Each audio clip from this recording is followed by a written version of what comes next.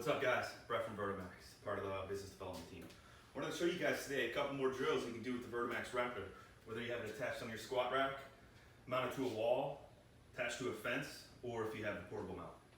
Both these exercises, the broad jump and the single leg hop, or you can even do single leg broad jumps, are lower body movements, plyometric, explosive jumps. It's going to help you create explosive power as well as stability and even help with your landing mechanics. So what you can do is load up at the waist with the VertiMax Raptor. I always like to put that pulley at waist high when I do my waist loaded exercises. And the good thing about the resistance from the VertiMax Raptor is that it's already pulling on me, so I'm already knowing that I'm going to have to put more force in this ground to get that full hip extension and land this broad jump. And for the sake of this video, I'm not going to be going full speed or full distance here. I only got so much room in my garage. But I just kind of want to give you guys an idea of just certain drills you can do.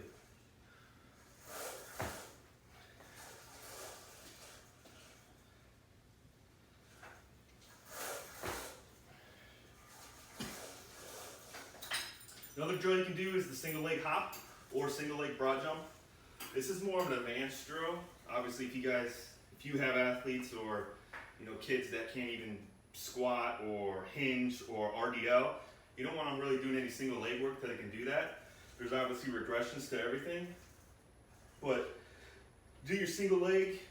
Another thing about the resistance is when I'm on my single leg and I want to do my hop, when I go to load, you're hinging.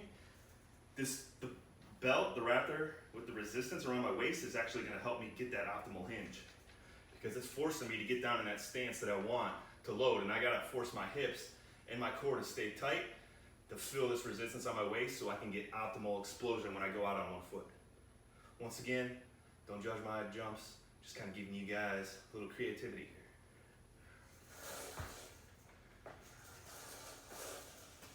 Another thing too, when you're jumping with these, with the VertiMax Raptor, since there is resistance on you, when you're in the air, it is slightly pulling you back and slightly decelerating you a little bit.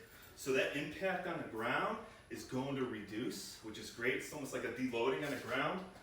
And then your mind was already focusing on that you need to stick that land.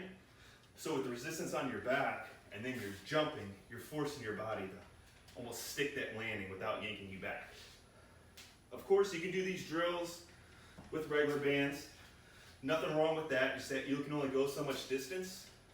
For instance, if I'm a coach and I want to do resisted broad jumps with you, I'm going to have to hold the band and follow you as you jump out.